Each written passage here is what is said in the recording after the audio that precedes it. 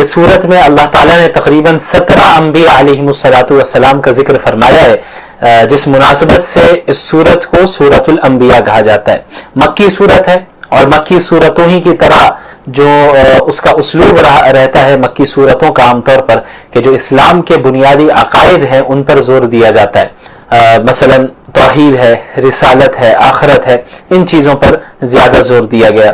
اور پھر انبیاء علیہ السلام کا تذکرہ کر کے جو منکرین رسالت ہیں، جنہوں نے انبیاء کو جھٹلایا ہے، ان کی تردید کی گئی، اور اللہ کے رسول صلی اللہ علیہ وسلم کو تسلی دی گئی اتنے انبیاء کے واقعات بتا کر کہ آپ اکیلے نہیں ہیں جنہیں جھٹلایا جا رہا ہے، بلکہ آپ سے پہلے بھی انبیاء علیہ السلام کو جھٹلایا گیا جس طرح آپ کو جھٹلایا جا رہا ہے۔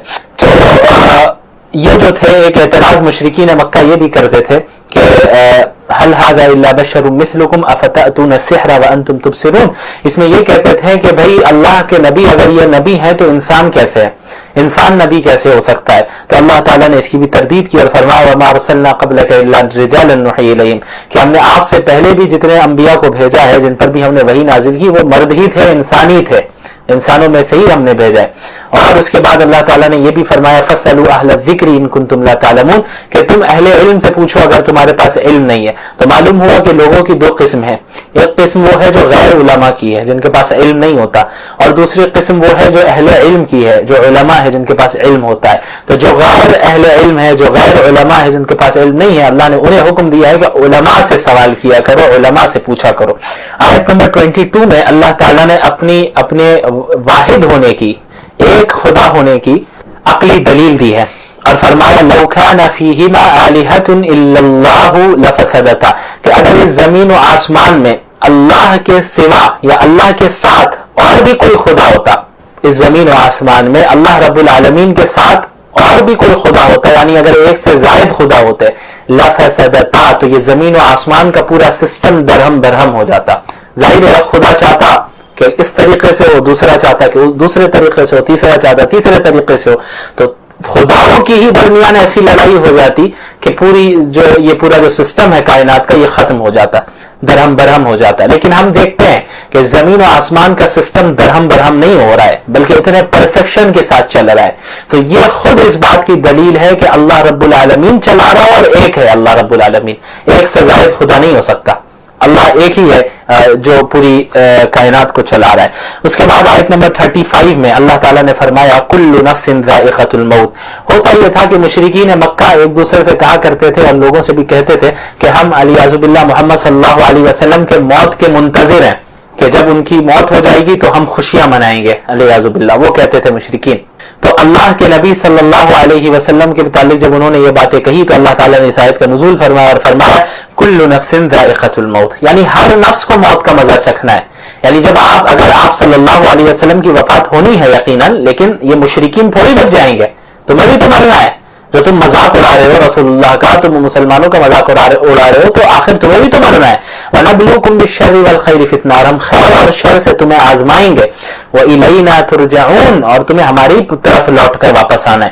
بہرحال اس کے بعد اللہ تعالیٰ نے آیت نمبر 47 میں اعمال کے وزن کرنے اور تولنے کا ذکر فرمایا وَنَضَعُ الْمَوَازِينَ الْقِسْطَ لِيَوْمِ الْقِيَامَةِ فَلَا تُظْلَمُ نَفْسٌ شَيْئًا، کہ انصاف کا ترازو اس دن قائم کیا جائے گا، انصاف کے ساتھ اعمال کو وزن کیا جائے گا، اور اس دن کسی بھی جان پر ظلم نہیں کیا جائے گا، جس نے جتنا جو کیا ہے اس کے مطابق اس کو جزا و سزا ملنی ہے، ایکسٹرا کسی کو سزا نہیں دی جائے گی، کسی پر ظلم نہیں ہوگا۔ اس کے بعد آیت نمبر 51 سے اللہ تعالیٰ نے حضرت ابراہیم علیہ السلام کا قصہ بیان کیا۔ آپ صلی اللہ علیہ حضرت ابراہیم علیہ السلام کو اللہ تعالیٰ نے کس طرح ہدایت دی، اور وہ اللہ کی ہدایت اور رشد پر قائم تھے، اور اپنی قوم جو کہ بت پرست قوم تھی اس کو انہوں نے توحید کی دعوت دی، اپنے باپ کو توحید کی دعوت دی، لیکن ان کے باپ جو تھے حضرت ابراہیم کے آزر، وہ بتوں کو بنایا کرتے تھے اور بتوں کو بیچا کرتے تھے۔ تو حضرت ابراہیم علیہ السلام نے اپنی قوم کو بھی دعوت دی، اپنے والد کو بھی دعوت دی، لیکن سب نے ان کی دعوت کو ریجیکٹ کیا۔ ایک دن یہ ہوا کہ حضرت ابراہیم علیہ السلام کی جو قوم تھی وہ ان کی کوئی عید تھی، تو اپنے میلے میں وہ لوگ سارے چلے گئے، حضرت ابراہیم سے بھی کہا چلنے کے لیے لیکن یہ نہیں گئے۔ تو جب پوری قوم چلی گئی میلے میں تو حضرت ابراہیم بت خانے میں داخل ہوتے ہیں، اور جتنے بت ہوتے ہیں سب کو توڑ کر وہ کلہاڑی جو ان بتوں میں جو سب سے بڑا ہوتا ہے اس کے کندھے پر رکھ دیتے ہیں اور چلے جاتے ہیں، वहां से पूरी कौम आती है। अच्छा मैं यहाँ पे ये बता दूं आपको कि ये पैगाम ये जो मैं बता रहा हूँ इसके इस वाक़े को बताने का हरगिज़ ये मकसद नहीं है कि मुसलमान भी ये काम करने लग जाए कि मंदिरों में दाखिल होकर बुतों को तोड़े। नहीं, ये शरन जायज़ नहीं है कि आप किसी भी इबादतगाह को नुकसान पहुंचाए, खुसूसन ऐसी जगह पर जहां पर आपका गैर मुस्लिमों के साथ मुआहिदा है। जैसे कि हम इस मुल्क में रहते हैं तो हमारा यहाँ पे मुआहिदा है कि हर मजहब के लोगों के सबको इक्वल राइट्स मिलना है और कोई किसी को तकलीफ नहीं पहुंचाएगा। तो मुआहिदे की खिलाफ वर्जी करना ये बिल्कुल शरन जायज नहीं है। यहाँ तक कि सहाबा किराम भी जब नई नई जगहों की वो उन्हें फुतूहात हासिल होती थी तो उन जगहों पे जाते ही वो दूसरों की इबादत गाहों को नहीं तोड़ते थे, बल्कि वो गैर मुस्लिमीन भी जो कि इस्लामी हुकूमत में रहते थे जिम्मी बनकर, उन्हें ये हक दिया जाता था इस्लामी हुकूमत की तरफ से कि आपकी भी हिफाजत की जाएगी, आपकी जान की भी हिफाजत की जाएगी, आपके माल की भी हिफाजत की जाएगी और आपके की इबादत गाहों की भी हिफाजत की जाएगी और आपको अपने मजहब पर चलने की इजाजत रहेगी। कोई जोर जबरदस्ती आपको मुसलमान नहीं बनाया जाएगा। ये मैंने बीच में इसलिए कह दिया क्योंकि क्या होता है कि भाई कोई भी किसी भी वीडियो को बीच से क्रॉप करके अब ये बताने लग जाए कि भाई मुफ्ती शमाइल साहब ये तालीम दे रहे हैं कि बुतों को तोड़ा जाए मंदिरों में घुसकर। ऐसा नहीं है। हम तो अल्हम्दुलिल्लाह ऐसे ऑर्गेनाइजेशन से ताल्लुक नहीं रखते हैं जो ये अलल ऐलान कहते हैं जो लोग कि भाई हम सारी मस्जिदों को ढा देंगे, हम मुसलमानों को कत्ल कर देंगे और इस मुल्क से निकाल देंगे, उन्हें जलील और रुस्वा करेंगे, उनकी आजानें बंद करवा देंगे। तो हमारा ताल्लुक ऐसे एक्सट्रीमिस्ट ग्रुप से नहीं है। हम तो मुस्लिम हैं और मुस्लिम वो होता है जो लोगों की हिदायत की फिक्र करता है। तो हाँ, हम ये तो अलल ऐलान कहेंगे कि भाई जो लोग बुतों की इबादत कर रहे हैं गलत कर रहे हैं। आप अगर बुतों की इबादत कर रहे हैं आप गुमराही में, हिदायत सिर्फ एक अल्लाह की इताअत और मोहम्मद रसूलुल्लाह सल्लल्लाहु अलैहि वसल्लम की इताअत में है। इसमें तो हम कोई कॉम्प्रोमाइज नहीं करेंगे, कोई लाग लपेट वाली बात नहीं है, क्लियर कट बात है। अगर आपको कामयाब होना है एक अल्लाह की इताअत कीजिए, आपको कामयाब होना है मोहम्मद रसूलुल्लाह की इताअत कीजिए। इस दीन को, दीन इस्लाम को छोड़कर आप किसी भी मजहब को इख्तियार करेंगे आप बातिल पर हैं, यह मैं साफ कह रहा हूं। लेकिन मुसलमानों को इस बात की हरगिज इजाजत नहीं है कि दूसरे की इबादत गाहों को वो नुकसान पहुंचाए, खुसूसन हमारी शरीयत में। हजरत इब्राहिम का मसला ही अलग था, ये उन्हीं की कौम में से थे और वहां पे कुछ ऐसा मुआहिदा नहीं था और उन्हें चूंकि पूरी कौम एक नबी थे, उन्हें पूरी कौम को दावत देनी थी और उनके अकीदे पे तंज करना था, उन्हें बताना था। इस वजह से यह खास वाकया बयान किया गया। तो जब ये हुआ कि कौम वापस आ गई तो उन्होंने देखा कि भाई सारे माबूदों को जो है सारे टूटे पड़े हैं सारे बुत। तो लोगों ने कहा कि ये इब्राहिम ने ही किया होगा, इब्राहिम जो है हमारे बुतों के खिलाफ बात करता है। तो उन्हें बुलाया गया हज़रत इब्राहिम अलैहिस्सलाम को और उनसे पूछा गया कि भाई आपने किया ये अंत फ़अलत हाज़ा बिआलिहतिना या इब्राहिम। हज़रत इब्राहिम फरमाते नहीं, क़ाल कबीरुहुम हाज़ा फसअलुहुम, ये जो बड़ा बुत है जिसके ऊपर कुल्हाड़ी इन्होंने कंधे पर रख दी थी, उन्होंने कहा कि इस बुत ने सबको तोड़ दिया। तो सब कहते भाई अब हम इससे कैसे पूछेंगे, ये कैसे तोड़ सकता है, इससे कैसे बात करेंगे।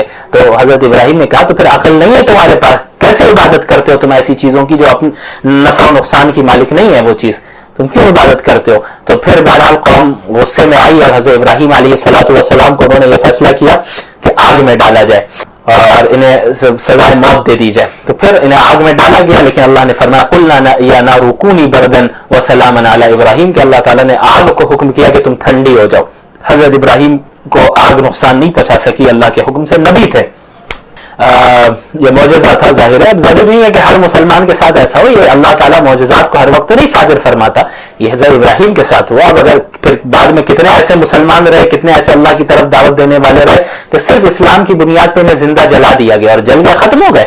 तो वहां ये भी कहा जा सकता है कि भाई हज़रत इब्राहिम को तो बचाया गया था, हमें भी बचाया जाए। नहीं, ये मौजज़ात कभी कभी होते हैं। ये दुनिया तो दारुल असबाब है, यहाँ कॉज एंड इफेक्ट का जो मसला है वो चलना ही है। अजर तो असल मौत के बाद मिलना है, जो इनाम मिलना है मौत के बाद। जो जल कर मर गए मोमिन वो शहीद हो गए, शहादत के दर्जे में फाइज हो गए, और जिस आराम में अभी है वो, जिस ऐशो इशरत में हम तसव्वुर भी नहीं कर सकते। वो कहते हैं कि भाई काश हमें वापस दुनिया में सिर्फ इसलिए भेजा जाए ताकि हम बता दें लोगों को मुझे अल्लाह ताला ने क्या क्या दिया है। तो इतने आराम में है वो, हमारे लिए हमें लगता है कि भाई इस दुनिया से मर के चले गए, वो जिंदा है अल्लाह के यहाँ। बल अहयाउन इंद रब्बिहिम युरज़क़ून, सारे वो मुसलमान जिन्हें जुल्मन कत्ल किया जाता है, चाहे हिंदुस्तान में हो, फिलिस्तीन में हो, कहीं भी हो, जिनको कत्ल किया जा रहा है, इस बुनियाद पे मारा जा रहा है कि वो मुसलमान है, उन्हें खुशखबरी हो, आप सबको खुशखबरी हो जो अल्लाह के रास्ते में तकलीफ झेल रहे हैं, आपके लिए अल्लाह ने वो अजर रखा है जो हर एक को नहीं मिलना है। बहरहाल हज़रत इब्राहिम को अल्लाह ताला ने महफूज रखा اور اس کے بعد پھر آیت نمبر 78 میں حضرت داؤد اور حضرت اسماعیل علیہ السلام کا ذکر ہے. حضرت داؤد بھی نبی ہیں, حضرت اسماعیل بھی نبی ہیں. حضرت داؤد باپ ہیں حضرت سلیمان, حضرت داؤد اور حضرت سلیمان. حضرت داؤد بھی نبی ہیں, حضرت سلیمان بھی نبی ہیں, اور حضرت داؤد علیہ السلام باپ ہیں اور حضرت سلیمان بیٹے ہیں ان کے. ہوا یہ, اچھا دونوں اللہ کے نبی باپ بیٹے. ایک مسئلے میں دو لوگوں کا اختلاف ہوا یہ کہ ایک شخص کی بکریاں تھیں اور ایک شخص کے پاس کھیت ہے. تو جس شخص کی بکریاں تھیں اس کی بکریوں نے اس دوسرے شخص کے کھیت کو کھا لیا. تو اب دونوں میں لڑائی ہو گئی. اب دونوں پہنچے حضرت داؤد علیہ السلام کے پاس کہ بھئی آپ فیصلہ فرما دے. تو حضرت داؤد علیہ السلام نے یہ فیصلہ کیا کہ یہ معلوم کیا کہ بھئی دیکھو یہ جو کھیت کو اس کی بکریوں نے کھا لیا ہے, اس کھیت کی قیمت کیا بنتی ہے. کھیت کی قیمت کو دیکھا گیا تو معلوم ہوا کہ بکریوں کی جتنی قیمت ہے اتنی ہی قیمت کھیت کی تھی. تو حضرت داؤد نے یہ فیصلہ کیا کہ بکری والے اپنی تمام بکریاں کھیت والے کو دے دے. اب یہ دونوں آگے چلتے ہیں سلیمان علیہ السلام کے پاس, یعنی حضرت داؤد کے بیٹے کے پاس آتے ہیں اور سیم کیس کو پیش کرتے ہیں کہ بھئی یہ معاملہ ہے, ایسا ایسا ہے, آپ فیصلہ فرمائیں. حضرت سلیمان علیہ السلام تھوڑا الگ فیصلہ فرماتے ہیں. وہ اس طریقے سے کہ وہ کہتے ہیں کہ بھئی جس کی بکریاں ہیں وہ یعنی جس کی بکریوں نے اس کا کھیت کھایا ہے وہ کھیت والے کو اپنی بکریاں وقتی طور پر دے, وقتی طور پر, اور جس کی بکریاں ہیں وہ کھیت والے کے کھیت میں کام کرے اور کھیت والا بکریاں چراتا رہے اور اس کے دودھ کو استعمال کرتا رہے اور بکری والا کھیت میں کام کرے, یہاں تک کہ کھیت واپس اتنا ہو جائے جتنا اس وقت یعنی بکریوں کے کھانے کے وقت کھیتی تھی اور کھیت تھا وہاں پہ, اس کو اتنا وہ جب ہو جائے واپس تو اس کے بعد جو ہے اپنی بکریاں وہ واپس لے لے اور اس کو اپنا یہ جو ہے کھیت اس کو واپس کر دیں. تو بہرحال یہ دو الگ الگ فیصلے تھے. تو اللہ تعالیٰ نے نہ حضرت داؤد کی تردید فرمائی اور نہ حضرت سلیمان کی تردید فرمائی. کیوں؟ کیونکہ ایک ایسا مسئلہ تھا جس میں اللہ کی طرف سے کوئی صریح نص یا آیت نازل نہیں ہوئی تھی کہ ایسے ہی فیصلہ کرنا ہوگا. یہ ایک اجتہادی مسئلہ تھا. حضرت داؤد نے اجتہاد کیا اور ایک فیصلہ کیا, حضرت سلیمان نے ایک اجتہاد کیا اور ایک فیصلہ کیا. تو اللہ تعالیٰ نے حضرت داؤد کے بھی فیصلے کو غلط نہیں کہا اور حضرت سلیمان کے فیصلے کو بھی غلط نہیں کہا, بلکہ اتنا کہہ دیا ففہمناہا سلیمان, کہ ہم نے سلیمان علیہ السلام کو اس مسئلے میں زیادہ سمجھ دی. یعنی حضرت سلیمان علیہ السلام کے فیصلے کو اللہ تعالیٰ نے پسند فرمایا کہ یہ زیادہ صحیح ہے, لیکن حضرت داؤد کے فیصلے کو غلط نہیں کہا کیونکہ اجتہادی مسئلہ ہے. اسی طرح معلوم ہوا کہ ایسے مسائل جس میں کوئی نص صریح موجود نہ ہو, صریح حدیث یا صریح آیت موجود نہ ہو, تو وہ اجتہاد والا مسئلہ ہوتا ہے جہاں پہ علماء اجتہاد کریں گے.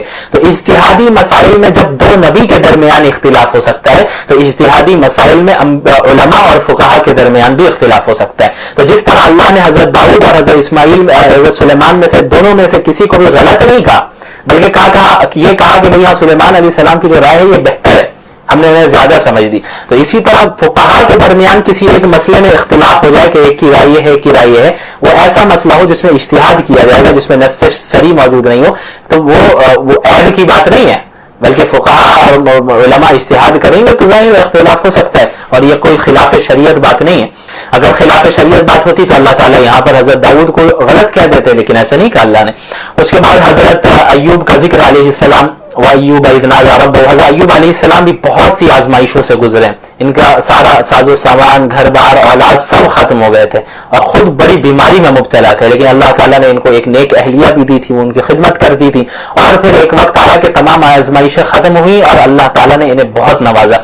اس کے بعد حضرت یونس علیہ السلام کا ذکر ہے آیت نمبر 87 میں, وَظَنُّونِ إِذْ ذَهَبَ مُغَاضِبًا فَظَنَّ أَن لَّن نَّقْدِرَ عَلَيْهِ فَنَادَىٰ فِي الظُّلُمَاتِ أَن لَّا إِلَٰهَ إِلَّا أَنتَ سُبْحَانَكَ إِنِّي كُنتُ مِنَ الظَّالِمِينَ. حضرت یونس علیہ السلام کی قوم بھی شرک کیا کرتی تھی. انہیں دعوت دی اسلام کی طرف, توحید کی طرف, لیکن ان کی قوم نے انکار کیا. تو آخر میں حضرت یونس علیہ السلام نے فرما دیا کہ اب اگر تم ایمان نہیں لاتے ہو تو 3 دن کے بعد تم پر اللہ کی طرف سے عذاب آنے والا ہے, اللہ نے بتا دیا. اب جب 3 دن گزر جاتے اور آخری رات ہوتی ہے تو اللہ کے حکم کے آنے سے پہلے ہی حضرت یونس بستی سے نکل جاتے ہیں کہ بھئی اب اللہ کا عذاب آنے والا ہے, تو ہم تو مومن ہیں اس لیے ہم نکل جائیں گے.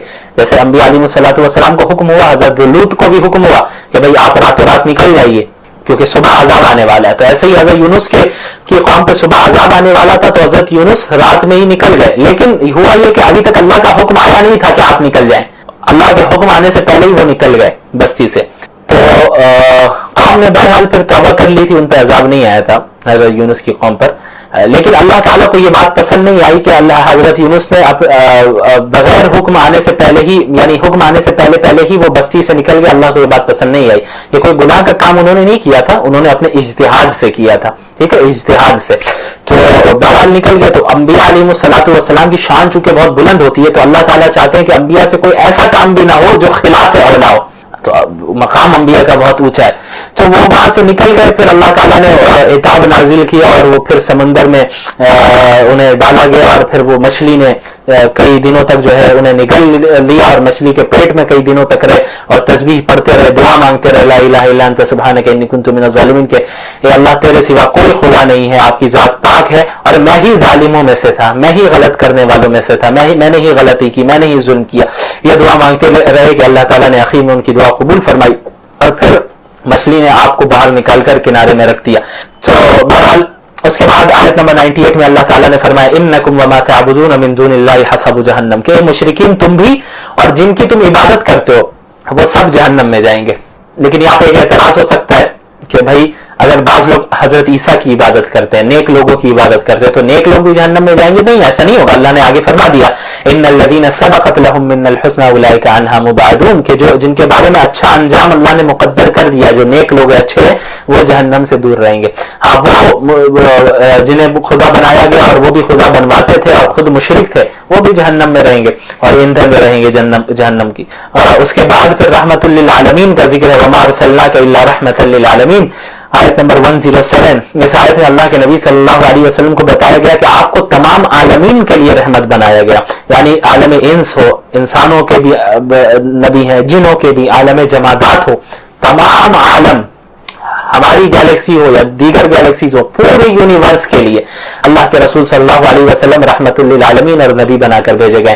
ابھی فکر کی جا رہی ہے، کوشش کی جا رہی ہے کہ بھئی مارس میں جا کے بسا جائے یا کہیں اور جا کے بسا جائے. آپ مارس میں چلے جائیں، جوپیٹر میں چلے جائیں، آپ مون میں چلے جائیں، کہیں بھی چلے جائیں، آپ جہاں بھی جائیں گے آپ شریعت کے تابع رہیں گے، اور آپ کے لیے آخری نبی محمد الرسول اللہ ہی ہوں گے صلی اللہ علیہ وسلم، کیونکہ اللہ تعالیٰ نے فرما دیا وما ارسلناک الا رحمۃ للعالمین، تمام عالموں کے لیے آپ کو رحمت بنا کے ہم نے بھیجا ہے. صرف اس دنیا کے لیے نہیں، صرف پلانٹ ارتھ کے لیے نہیں، بلکہ پورے تمام عالمین کے لیے. اس کے بعد سورۃ الحج کی ابتدا ہوتی ہے. اس میں حج کے بنیادی ارکان اور احکامات بیان کیے گئے ہیں، اس لیے سورت کو سورہ حج کہتے ہیں. اس سورت کی ابتدا ہوتی ہے قیامت کی ہولناکی کے ذکر سے.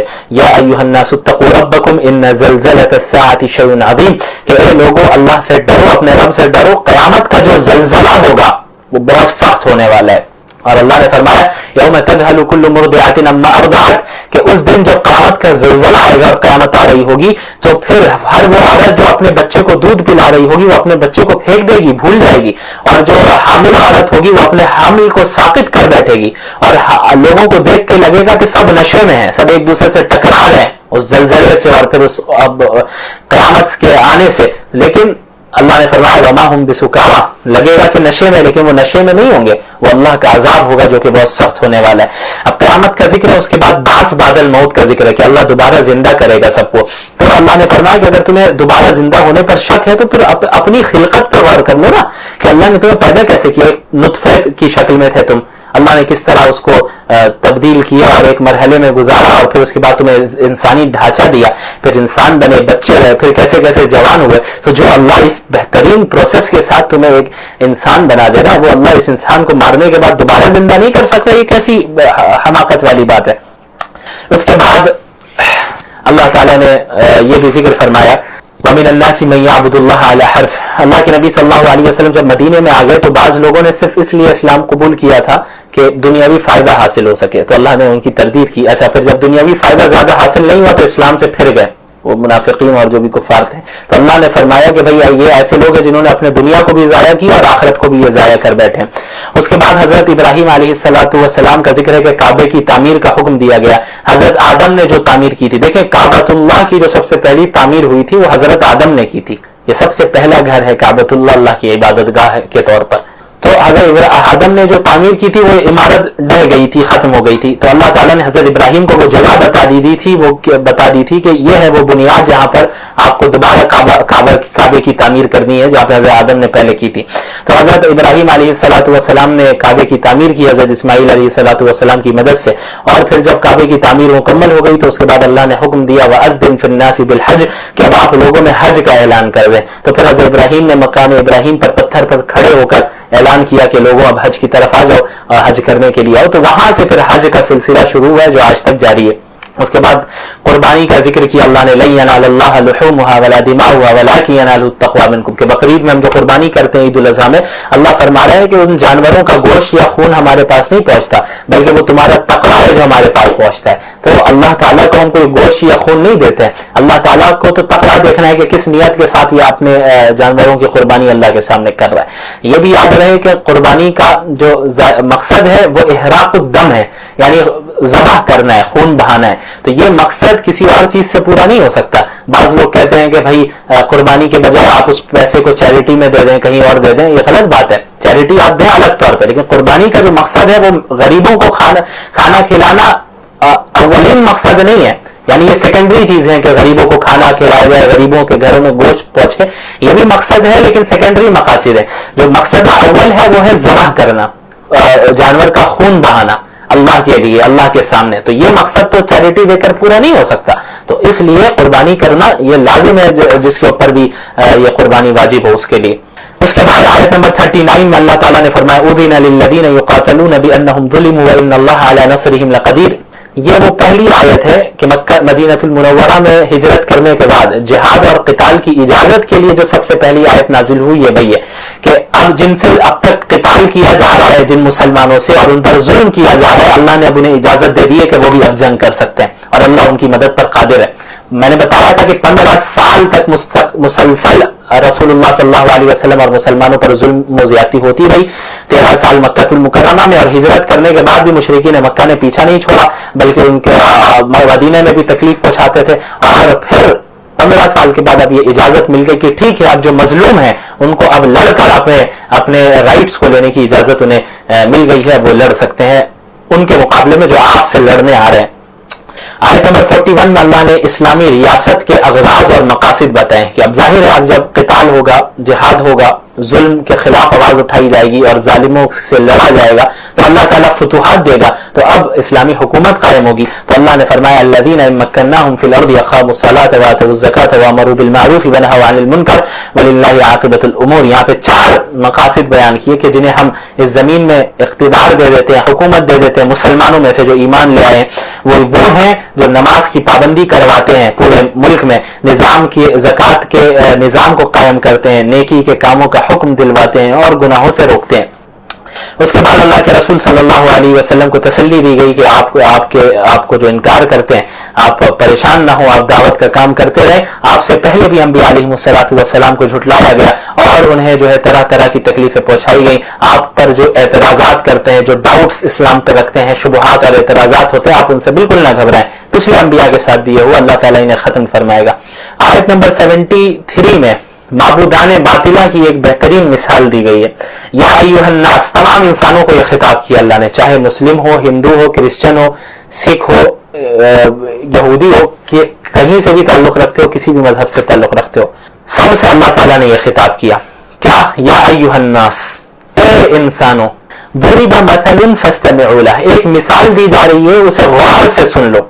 इन्नल्लज़ीना तदऊना मिन दूनिल्लाह, जिन लोगों की तुम अल्लाह के सिवा, जिन लोगों की तुम इबादत करते हो, यानी जिन बुतों को तुम पूजते हो, जिनको भी तुम जिनकी इबादत करते हो, जिन आइडल्स को पूजते हो, इन्नल्लज़ीना तदऊना मिन दूनिल्लाह, अल्लाह के सिवा तुम जिन चीजों की भी इबादत करते हो, पुकारते हो, लन यख़्लुक़ू ज़ुबाबन, उन सब ने मिलकर भी एक मक्खी तक पैदा नहीं की है।